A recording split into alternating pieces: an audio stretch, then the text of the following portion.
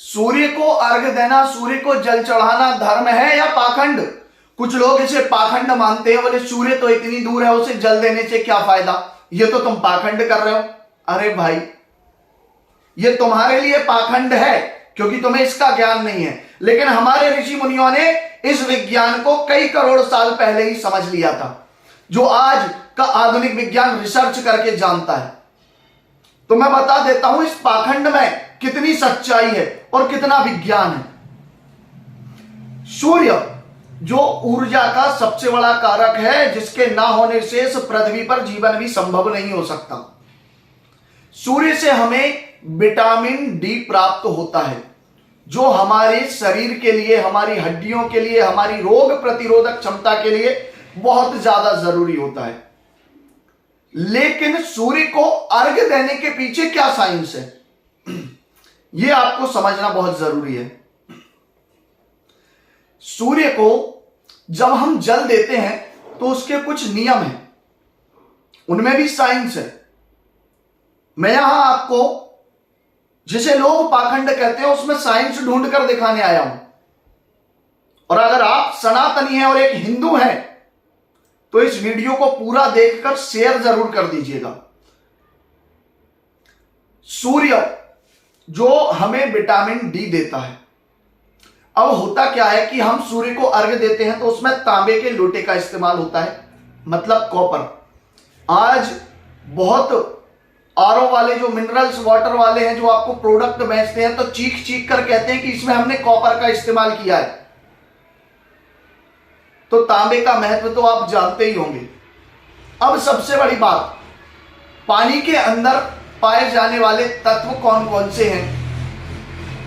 Hydrogen, oxygen और कुछ minerals होते हैं, CaMg, NaCl जैसे कुछ सॉल्ट मिनरल भी वाटर में पाए जाते हैं, और भी बहुत से पोषक तत्व हैं। अगर सारे तत्व बताऊंगा तो वीडियो बहुत लंबा हो जाएगा, शॉर्ट में समझ लीजिए। कॉपर से चार्ज, जब हमने मिनरल से युक्त, तत्वों से युक्त उस पानी को तांबे के लोटे में लिया तो वो पानी कॉपर से चार्ज हुआ, अर्थात कॉपर वाटर हो गया। अब हमने अपने हाथ को सर से ऊपर किया और पानी को नीचे छोड़ा, अर्थात सूर्य को अर्घ्य दिया। तो होता क्या है कि पानी जब नीचे गिरता है तो हमें सूर्य की तरफ देखना पड़ता है। अब सूर्य से आने वाला विटामिन D3 कॉपर से चार्ज वाटर में जब टकराएगा तो एक रेनबो तैयार कर लेगा। वो 7 रंग जिनकी जरूरत हमारी बॉडी को बहुत ज्यादा है। आपने बरसात के बाद जब सूर्य निकलता है तो इंद्रधनुष रेनबो को बनते हुए देखा होगा। वो 7 रंग हमारी बॉडी को बहुत ज्यादा जरूरी हैं। वो हमें इम्यूनिटी देते हैं, रोग प्रतिरोधक क्षमता देते हैं और हमारे कई रोगों को नष्ट करते हैं। तो होता क्या है कि जब हमने कॉपर से चार्ज वाटर को अर्घ्य के रूप में दिया तो सूर्य से आने वाला विटामिन डी उससे टकराया और एक रेनबो तैयार हुआ।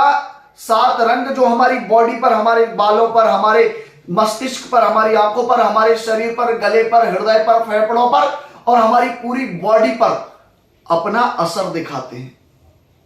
सूर्य से विटामिन D3 आता है, कैसे सोखते हो आप उसे, कैसे अपनी बॉडी में लेते हो? दिखता है वो आपको? नहीं दिखता ना। तो ये भी ठीक उसी प्रकार हमारी बॉडी लेती है, नहीं दिखता है।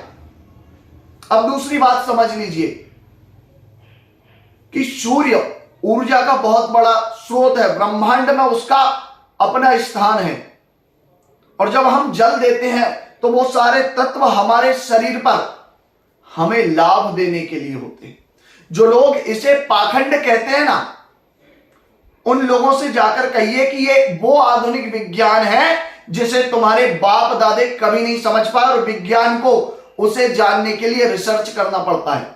लेकिन हमारे ऋषि मुनि इस साइंस को कई करोड़ साल पहले समझ गए हैं, जिसे उन्होंने मानव की जीवन की दिनचर्या में धर्म से जोड़ दिया है, जिससे धर्म का भी पालन हो और आपको भी फायदा हो।